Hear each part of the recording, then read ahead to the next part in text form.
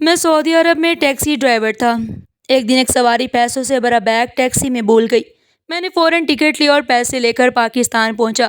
وہاں دھوم دھام سے بہن کی شادی کی اور 1 مہینے بعد واپس چلا گیا۔ چند دن گزرے تو مالک کے بنگلے پر بہت بڑی دعوت تھی۔ ہزاروں لوگ بلائے گئے۔ دوسرے ملکوں سے ناچ گانے والی عورتیں بھی آئیں جو آنے والے مہمانوں کا استقبال کر رہی تھی۔ یہ دیکھ کر میرے قدم سن ہو گئے۔ ان لڑکیوں میں میری بہن بھی تھی۔ مجھے ابھی ابھی ایک رائڈ ملی تھی، حالانکہ میرا ارادہ کھانا کھانے کا تھا، لیکن میں نے فوراً اس طرف جانا ضروری سمجھا کیونکہ میں اپنا کام بہت ایمانداری سے کرتا تھا۔ ایک مختصر مسافت طے کر کے میں ایک ہوٹل کے پاس پہنچا جہاں ایک میاں بیوی کھڑے تھے۔ انہیں دیکھ کر صاف لگ رہا تھا کہ وہ پاکستانی یا انڈین ہیں۔ میں فوراً باہر نکلا اور ان کا سامان گاڑی کی ڈکی میں رکھا۔ ایک لمحے کو دل میں خواہش ہوئی کہ اس مرد سے پوچھوں کہ آپ انڈین ہیں یا پاکستانی، مگر میں نے خاموش رہنے میں ہی بہتری جانی۔ بے وجہ کسٹمر سے بات کرنا انہیں انکمفرٹیبل کر سکتا تھا۔ میں خاموشی سے ڈرائیونگ میں مصروف ہو گیا جب اچانک وہ عورت مجھے دیکھتے ہوئے بولی، ہم کتنی دیر میں ڈیسٹینیشن پر پہنچیں گے؟ میں نے شیشے سے ایک نظر ان کی طرف ڈالی اور ادب سے کہا، میم 10 منٹ۔ وہ فوراً بولی، کوشش کریں جلدی پہنچ جائیں، ہمیں دیر ہو رہی ہے۔ ان کی جلد بازی پر میں نے اسپیڈ تھوڑی تیز کر دی، مگر زیادہ تیز کرنے پر چالان بھی ہو سکتا تھا، اس لیے احتیاط سے چلایا۔ کسٹمر کی بات اہمیت رکھتی تھی۔ ابھی میں نے موڑ کاٹا ہی تھا کہ وہ آدمی بولا، تمہیں دیکھ کر لگتا ہے تم پاکستان یا انڈیا سے ہو یا کسی اور ملک سے۔ میں فوراً بولا، جی سر، میں پاکستان سے ہوں۔ آپ کہاں سے ہیں؟ ان کے پوچھنے پر مجھ میں ہمت آئی تھی، مگر وہ سرد لہجے میں بولے، یہ تمہارا مسئلہ نہیں ہے، تم گاڑی چلاؤ۔ ان کے اس انداز نے مجھے چپ کر دیا۔ حالانکہ سوال انہوں نے کیا تھا، لیکن جب میں نے پوچھا تو ذلیل سا محسوس ہوا۔ میں نے اب صرف ڈرائیونگ پر دھیان دیا اور کوئی بات نہیں کی کیونکہ غلط ریویو نہیں چاہتا تھا۔ ایک مختصر سفر طے کرنے کے بعد میں نے انہیں ان کی ڈیسٹینیشن پر اتارا۔ وہ پیسے دیتے ہوئے بولے، بہتر ہوگا تم اپنے کام پر دھیان دو اور لوگوں سے یہ نہ پوچھا کرو کہ وہ کہاں سے ہیں۔ میں نے کوئی جواب نہ دیا، ان کا شکریہ ادا کیا اور دوسری رائڈ کی طرف بڑھ گیا۔ یہ دونوں میاں بیوی مجھے عجیب لگے۔ خود ہی سوال کیا اور پھر سخت لہجہ اختیار کیا۔ میرے دل میں خیال آیا، مگر میں نے سر جھٹک دیا۔ میں دوسری رائڈ پر دھیان دینا چاہتا تھا، اس کے بعد کھانے کا ارادہ تھا۔ اگلے شخص ایک بزنس مین تھا۔ اس نے اندر بیٹھتے ہی ہیلو کہا۔ اسے دیکھ کر لگتا تھا کہ وہ دبئی یا UK کا ہے۔ میں نے اس بار کوئی سوال نہ کیا۔ ایک دفعہ ذلیل ہو کر سمجھ آ گئی تھی کہ چپ رہنے میں ہی بھلائی ہے۔ ابھی گاڑی سٹارٹ ہی کی تھی کہ وہ آدمی میری جانب ایک بریف کیس بڑھاتے ہوئے بولا، یہ پیچھے رکھا ہے، میں انکمفرٹیبل ہو رہا ہوں۔ یہ پیچھے رکھا ہے، میں انکمفرٹیبل ہو رہا ہوں، اسے آگے رکھ دو۔ میں نے حیرت سے بریف کیس لے کر سامنے سیٹ پر رکھا۔ دل و دماغ میں ہلچل مچ گئی کہ یہ کس کا ہے، مگر میں خاموش رہا۔ اس آدمی کو اتار کر میرا رخ ہوٹل کی طرف تھا۔ میں نے اب کوئی رائٹ نہیں لی۔ دل کی دھڑکنیں تیز ہو رہی تھی، کہیں اس میں کچھ خطرناک نہ ہو۔ یہ سوچ آتے ہی میں فوراً گاڑی سے اترا اور بریف کیس لیے ہوٹل کے اندر گیا۔ آج جمعہ تھا۔ میں ہر جمعے کو اچھا کھانا کھاتا تھا۔ عام دنوں میں معمولی کھانے سے پیٹ بھرتا۔ ابھی میں نے کرسی سنبھالی ہی تھی کہ ویٹر فوراً آ گیا۔ حالانکہ عموماً بلانے پر آتے ہیں، آج کا دن ہی عجیب تھا۔ میں نے جلدی جلدی آرڈر دیا اور کہا کہ تھوڑی دیر میں آؤں گا۔ یہ کہہ کر فوراً بریف کیس کھولا، لیکن اگلے ہی لمحے فوراً سے بند کر دیا۔ دل زور زور سے دھڑکنے لگا، ماتھے پر پسینہ آ گیا، چہرے کی ہوائیاں اڑنے لگی کیونکہ اس بریف کیس میں نوٹوں کی گھڑیاں بھری ہوئی تھی۔ میں نے اپنی زندگی میں اتنا پیسہ کبھی نہیں دیکھا تھا۔ میں خاموشی سے کھڑا ہوا، آرڈر کینسل کیا اور فوراً ہوٹل سے باہر آ گیا۔ میرا حال برا ہو رہا تھا۔ میں گاڑی میں بیٹھ کر سیدھا اپنے کوارٹر کی طرف گیا۔ یقین نہیں آ رہا تھا کہ میرے ساتھ ایسا ہو جائے گا۔ یہ بریف کیس کس کا تھا؟ یہ بات طے تھی کہ یہ اس آدمی کا نہیں ہو سکتا، کیونکہ کوئی بھی اپنا نوٹوں بھرا بریف کیس یوں نہیں دیتا۔ یقیناً یہ ان دونوں میاں بیوی کا تھا جو عجیب برتاؤ کر رہے تھے۔ انہیں دیکھ کر لگ رہا تھا کہ وہ امیر ہیں، لیکن اتنا پیسہ کوئی یوں ہی نہیں بھول سکتا۔ میں چپ چاپ اپنے کمرے میں بیٹھ گیا۔ ایک لمحے کو دل میں آیا کہ یہ بریف کیس واپس کر دوں، مگر لالچ دل میں سر اٹھا رہا تھا۔ نہیں، میں ایسا نہیں کروں گا۔ اگر میں نے یہ پیسہ واپس کر دیا تو شاید میری قسمت پھر خالی ہاتھ رہ جائے گی۔ اگر یہ پیسہ لے کر پاکستان چلا جاؤں تو بہن کی شادی کر سکتا ہوں، اپنا گھر خرید سکتا ہوں۔ کتنے سالوں سے سعودی عرب میں ٹیکسی چلا رہا تھا، مگر اتنا پیسہ نہ جوڑ سکا کہ بہن کی شادی کر سکوں اور گھر لے سکوں۔ ان نوٹوں کو دیکھ کر اندازہ ہو رہا تھا کہ یہ کروڑوں سے بھی زیادہ ہیں۔ میرا دماغ تیزی سے چلنے لگا تھا۔ میں نے سوچ لیا تھا کہ تھوڑا تھوڑا کر کے پیسے پہلے پاکستان کے اکاؤنٹ میں بیچوں گا اور پھر یہاں سے نکل جاؤں گا۔ اتنا کیش ساتھ لے کر اگر میں ایئرپورٹ سے گزرا تو پکڑا جا سکتا تھا اور پھر چھانبین کے بعد مجھ پر کسی قسم کے الزامات لگ سکتے ہیں۔ میں نے اپنا دماغ اچھے طریقے سے چلایا اور ہاتھوں سے پیسے گن کر میں نے تقریباً 10 لاکھ روپے لے کر بینک چلا گیا۔ اسی دن میں نے وہ پیسے پاکستان ٹرانسفر کر دیے اور ٹیکس وغیرہ بھی بھر دیا تاکہ کسی طرح کی مصیبت میرے سر نہ آئے۔ اب مجھے ایسا کرنا تھا کہ پورے پیسے ایک ساتھ نہ بیچوں بلکہ چند مہینے میں آہستگی سے بیچوں تاکہ شک نہ ہو۔ میں نے 15 دن کے وقفے سے پیسے بھیجنے کا فیصلہ کیا اور گھر والوں کو تھوڑا بہت قائل کر کے کہا کہ ابھی پیسے نہ نکالیں جب تک میں وہاں پہنچ نہ جاؤں۔ میں ماں کے اکاؤنٹ میں پیسے بھیجتا رہا اور تقریباً 3 مہینوں میں نے تمام پیسے پاکستان منتقل کر دیے۔ اس دوران میں باقاعدگی سے اپنا کام کرتا رہا اور خدا کا لاکھ لاکھ شکر تھا کہ ابھی تک میرے خلاف کوئی شکایت نہیں آئی، کیونکہ جن لوگوں کے پیسے گم ہوئے تھے انہوں نے رابطہ ہی نہیں کیا، حالانکہ ہمارا نمبر بھی ان کے پاس تھا۔ 3 مہینوں کے بعد میں نے فوراً ٹکٹ کروا لی اور گھر والوں کو بتائے بغیر پاکستان آ گیا۔ ایئرپورٹ پر قدم رکھتے ہی مجھے عجیب سا ڈر محسوس ہوا، کیونکہ میں کروڑوں روپے لے کر آیا تھا۔ یہ معمولی بات نہیں تھی۔ اگر ان لوگوں کو ذرا سا بھی شک ہو جاتا تو میں کئی سال جیل میں رہ سکتا تھا۔ میں نے فوراً ٹیکسی لی اور گھر آ گیا۔ اماں مجھے دیکھ کر بہت جذباتی ہو گئی۔ تقریباً 1.5 سال بعد میری واپسی تھی۔ میری بہنیں اور بھائی سب رو پڑے اور میں بھی بے حد اداس تھا۔ پردیس میں رہنے والا ہی اس تکلیف کو سمجھ سکتا ہے کہ تنہائی کتنی ظالم ہوتی ہے۔ کھانا کھانے کے بعد اماں میرے ساتھ بیٹھی تو انہوں نے حیرت سے پوچھا، یہ تم اتنا پیسہ کس لیے بھیج رہے تھے؟ کیا تمہاری قسمت اچانک بدل گئی ہے؟ میں نے کہا، اماں تم چھوٹی کے سسرال والوں سے بات کر لو، ہم اس کی شادی کریں گے اور میں گھر دیکھ کر دل جوڑ کر رہوں گا۔ اماں حیران رہ گئی، مگر میں نے چپ رہنے میں ہی بہتری سمجھی، کیونکہ یہ بات ابھی کسی کو نہیں بتا سکتا تھا۔ اماں بولی بالی عورت تھی اور اگر انہوں نے کسی سے کوئی بات کر دی تو میری مشکل بڑھ سکتی تھی۔ اماں نے چھوٹی کے سسرال والوں سے بات کی تو وہ راضی ہو گئے اور کہنے لگے کہ ہم تو پہلے ہی رخصتی کا کہہ رہے تھے، تم ہی دیر کر رہے تھے۔ میرے دل پر جیسے سکون کی روشنی چھا گئی۔ میرے 2 بھائی پہلے ہی شادی شدہ تھے اور ان کی اپنی زندگی تھی۔ 2 بہنیں تھیں جن میں بڑی کی شادی ہو چکی تھی اور بس ایک چھوٹی ہی رہ گئی تھی جس کا بوجھ ہم بھائیوں پر تھا، مگر حالات بتا رہے تھے کہ وہ شادی میں کچھ نہیں دے سکتے تھے۔ مگر اب میرے پاس پیسے تھے۔ میں نے فیصلہ کیا کہ بھائی ہونے کا فرض میں نبھاؤں گا۔ چند دنوں میں تمام تیاریاں مکمل ہو گئیں۔ اماں کے ساتھ جا کر میں نے ایک مناسب جگہ بھی دیکھ لی اور میں بہت خوش تھا کہ یہ پیسے میری زندگی بدل سکتے ہیں۔ میں نے سوچا بھی نہ تھا کہ ایسی بہار آئے گی۔ وقت گزرا اور شادی کا دن آ گیا۔ میں نے اپنی بہن کو بھرپور جہیز دیا اور ایک ایک چیز دے دی تاکہ اسے کبھی کسی مشکل کا سامنا نہ کرنا پڑے۔ حالانکہ سسرال والے منع کر رہے تھے کہ کچھ دینے کی ضرورت نہیں ہے، مگر ماں باپ جو کچھ دیتے ہیں وہ کم نہیں ہوتا۔ اپنی بہن کی شادی کر کے میں بے حد مطمئن تھا۔ شادی کی صبح جب وہ خوشی خوشی ہمارے گھر آئی تو میرا دل کھل اٹھا۔ میں نے گھر بھی لے لیا اور بہن کی شادی بھی کر دی۔ میری زندگی بہت آسان محسوس ہونے لگی۔ مجھے اندازہ نہیں تھا کہ یہ سب اتنی جلدی ممکن ہوگا۔ اس کے باوجود پیسہ بچ گیا تھا۔ اماں جان چاہتی تھی کہ میری بھی شادی ہو، مگر میں نے اپنے آپ کو مزید مضبوط کرنا چاہا۔ گھر ملنا مسئلے کا حل نہیں تھا اور میرے پاس صرف کروڑوں روپے تھے جنہوں نے شادی اور اچھا گھر دونوں ممکن بنا دیے۔ میں نے فیصلہ کیا کہ اپنی زندگی بنانے کے لیے محنت کروں۔ تقریباً 6 مہینے پاکستان میں ٹھہرا اور پھر دوبارہ سعودیہ روانہ ہو گیا۔ اب مجھے یقین تھا کہ وہاں جا کر مجھ پر کوئی مصیبت نہیں آئے گی۔ روزگار شروع کیا اور عام دنوں کی طرح کچھ رائڈز کر کے کھانے کے لیے ہوٹل کی طرف روانہ ہوا۔ جب میں آرڈر کر کے فارغ ہوا تو اچانک ایک عورت چیختی چلاتی ریسٹورنٹ میں داخل ہوئی اور سب کی نظریں اس کی جانب مرکوز ہو گئی۔ وہ بار بار اپنی قمیض جھاڑ رہی تھی اور کوئی اس کی مدد کو نہیں آیا، کیونکہ کپڑوں پر عجیب قسم کے کانٹے چپکے ہوئے تھے۔ ان کی تکلیف نمایاں تھی اور ریسٹورنٹ کا عملہ بھی خوفزدہ تھا، مگر میری انسانیت نے مجھے بیٹھنے نہ دیا۔ میں فوراً اٹھا، اپنی شرٹ اتار کر عورت کی قمیض سے کانٹے نکالنے لگا۔ چند لوگ بھی مدد کے لیے کھڑے ہو گئے اور شکر تھا کہ ریسٹورنٹ والوں نے شور نہ کیا بلکہ خاموشی سے موقع دینے لگے۔ میں نے چند بڑے کانٹے ہاتھ سے نکال کر باہر پھینک دی اور عورت کو تسلی دینے کی کوشش کی۔ وہ عورت روتے روتے پاس پڑی کرسی پر بیٹھ گئی۔ اس کے بیٹھتے ہی عملہ بھاگ کر فوراً اس کے پاس آ گیا، جبکہ میں ایک نظر اس عورت پر ڈال کر اپنی شرٹ واپس پہن کر دوبارہ اپنی جگہ پر بیٹھ کر اپنی آرڈر کا انتظار کرنے لگا۔ کچھ ہی دیر گزری تھی جب معاملہ ٹھنڈا ہو گیا۔ میرا آرڈر بھی آ چکا تھا۔ میں خاموشی سے اپنا کھانا کھا رہا تھا جب وہ عورت میرے سامنے آ کر بیٹھی اور مجھے دیکھتے ہی بولی، بہت شکریہ تمہارا، اگر آج تم میری مدد نہ کرتے تو میں خوف سے ہی مر جاتی۔ میں نے اسے دیکھتے ہوئے کہا، اس طرح ہر معاملے میں چیخنے چلانے سے صرف انسان اذیت میں مبتلا ہوتا ہے۔ اگر اگلی دفعہ آپ کے ساتھ ایسا کوئی مسئلہ پیش آئے تو آرام سے کھڑی رہیں اور پھر کسی سے مدد کی اپیل کریں۔ اگر کوئی مدد نہ کرے تو خود اپنی مدد کریں، اپنے ہاتھوں کا استعمال کریں، مگر اس طرح چیخ کر خود کو اذیت نہ دیں۔ میری بات سن کر وہ عورت بولی، تم کافی سمجھدار لگتے ہو، کون ہو، کہاں کے ہو؟ میں اب تھوڑا چونکا، عورت اردو میں بات کر رہی تھی، یعنی وہ میری ہی زبان کی تھی۔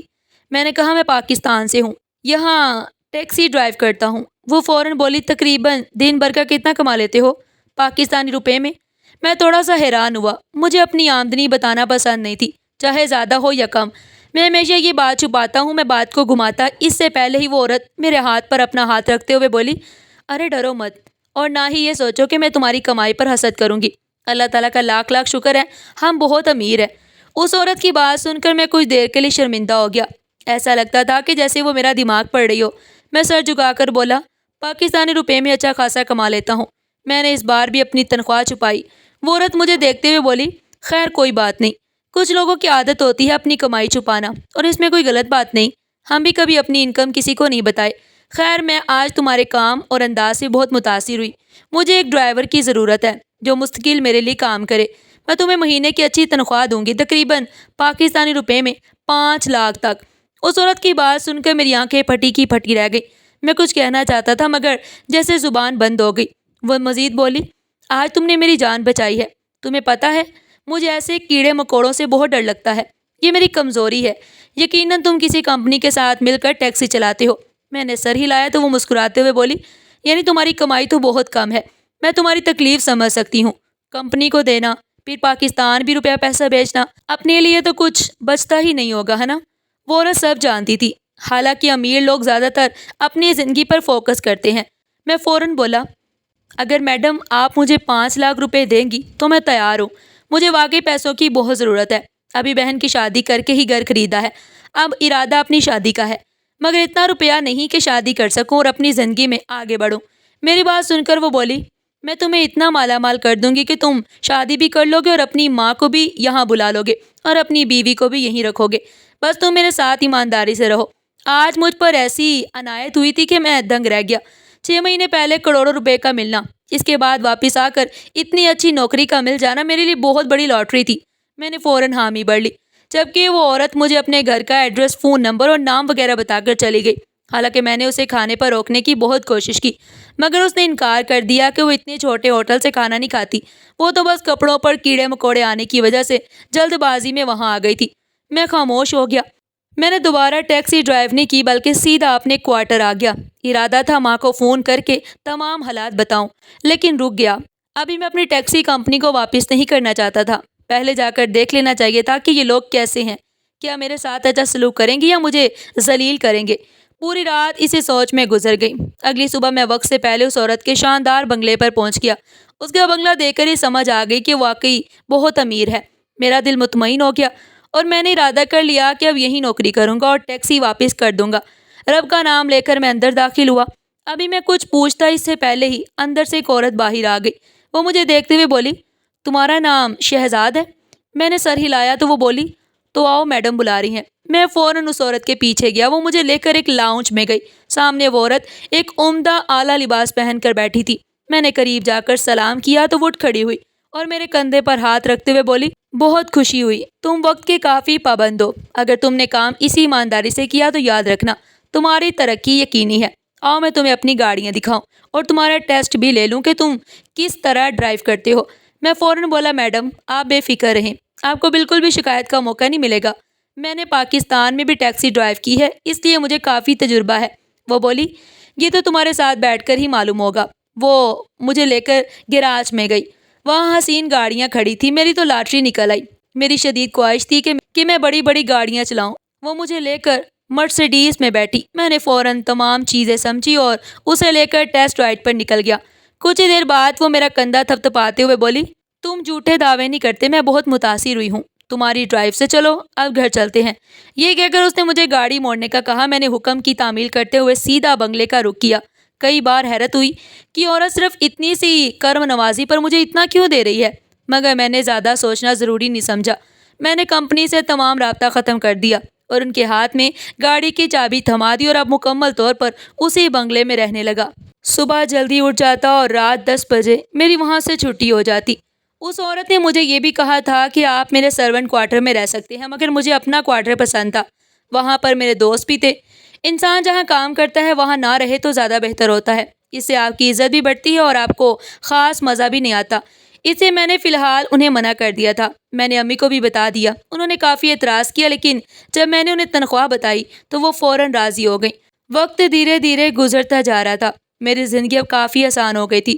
مجھے ان کے پاس کام کرتے ہوئے 2 مہینے ہو گئے اور ان 2 مہینوں میں میرے پاس 10 لاکھ روپے ہو گئے تھے۔ یہ ایک بہت بڑی رقم تھی۔ کئی بار مجھے حیرت بھی ہوتی کہ عورت مجھ پر اتنی مہربان کیوں ہے۔ کھانا بھی وہ مجھے دیتی تھی، شاپنگ بھی کرواتی تھی۔ کئی بار تو مجھے ایسا لگا شاید یہ مجھے پسند کرتی ہے، مگر وہ شادی شدہ عورت تھی اور بال بچوں والی تھی، اور نہ ہی اس نے مجھ سے ایسی کوئی نامناسب بات کی تھی۔ میں نے سر جھٹک دیا اور یہی سوچا کہ رئیس لوگ ہیں، ان کے لیے 5-10 لاکھ روپے ہم جیسے غریبوں کو دے دینا کوئی بڑی بات نہیں۔ مگر میں جانتا نہیں تھا کہ اصل وجہ کچھ اور ہے اور میری زندگی کس گاؤں پر لگائی گئی ہے، اس کے پیچھے بہت بڑا راز چھپا ہوا ہے۔ وقت اور تیزی سے گزرا۔ آج روز کی طرح میڈم کو لیے ایک سیلون میں چلا آیا۔ جب مجھے سیکورٹی گارڈ کا فون آیا، حال احوال کے بعد میں نے پوچھا، ہاں بھائی کس لیے فون کیا ہے؟ تو وہ فوراً بولا، آج تم پارٹی میں آ رہے ہو نا، میڈم صاحبہ نے تمہیں بلایا ہے۔ میں فوراً بولا، کون سی پارٹی، کس طرح کی پارٹی؟ چند لمحے وہ آدمی خاموش رہا اور پھر بولا، کیا واقعی تمہیں میڈم نے نہیں بلایا؟ تم پر اتنی کرم نوازیاں کرتی ہیں، پھر تمہارے ساتھ ایسی ناانصافی؟ میں چند لمحے کے لیے کچھ بول نہیں پایا۔ اس کی باتوں کا کیا مطلب تھا؟ مجھے کچھ سمجھ نہیں آ رہا تھا۔ وہ بولا، آج میڈم نے گھر میں کوئی پارٹی رکھی ہے اور سب ملازمین کو دعوت دی ہے، کیا تمہیں نہیں کہا؟ جبکہ اب میں خاموش ہو گیا، بات کو گھما پھرا کر ختم کر دیا۔ مجھے واقعی اب تھوڑی تھوڑی جلن ہونے لگی تھی۔ تھوڑی دیر بعد واپسی کے راستے میں نے میڈم سے اس حوالے سے پوچھا تو وہ فوراً بولی، ارے تم میرے گھر کے ممبر جیسے بن گئے ہو، اب میں کیا تمہیں دعوت دوں؟ تم لازمی آنا، مجھے اچھا لگے گا۔ ان کی بات سن کر میں مطمئن ہو گیا اور آدھا دن میں نے کام کیا اور پھر مجھے چھٹی مل گئی۔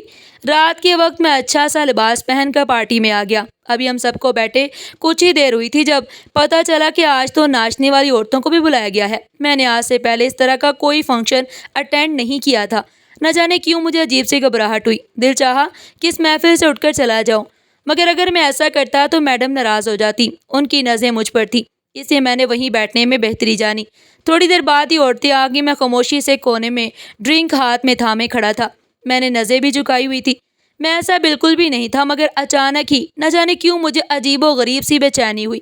میں نے جیسے ہی نظر اٹھا کر سامنے کی طرف دیکھا تو اگلے لمحے سانس لینا تک بھول گیا، کیونکہ سامنے کوئی اور نہیں بلکہ میری اپنی چھوٹی بہن ڈانس کر رہی تھی، جس کی شادی میں نے بڑی دھوم دھام سے کی تھی۔ ایسے لگ رہا تھا جیسے کسی نے میرا کلیجہ چیر دیا ہو۔ کچھ لمحے کے بعد میں فوراً اس کی طرف بڑھا اور اپنی بہن کا ہاتھ تھام لیا، وہ جو نازک انداز میں اداس چہرے کے ساتھ ناچ رہی تھی۔ مجھے دیکھتے ہی ہوش میں آ گئی اور مجھے اپنے سامنے دیکھ کچھ دیر تک اپنی جگہ پر ہی کھڑی رہ گئی، پھر اپنے قدم پیچھے لیتے ہوئے دوبارہ ڈانس کرنے لگی۔ مگر میں یہ منظر نہیں دیکھ سکتا تھا۔ میں نے زور زبردستی اس کا ہاتھ تھاما اور اسے وہاں سے لے آیا۔ وہاں پر کافی عورتیں اور تھیں، اس لیے کسی نے زیادہ غور نہیں کیا۔ باہر آتے ہی میں نے اسے جھنجھوڑ دیا کہ تم یہاں پر کیسے آ گئی؟ تمہاری تو شادی ہو چکی تھی، تم خوش تھی اپنے گھر میں، یہ سب کیا ماجرا ہے؟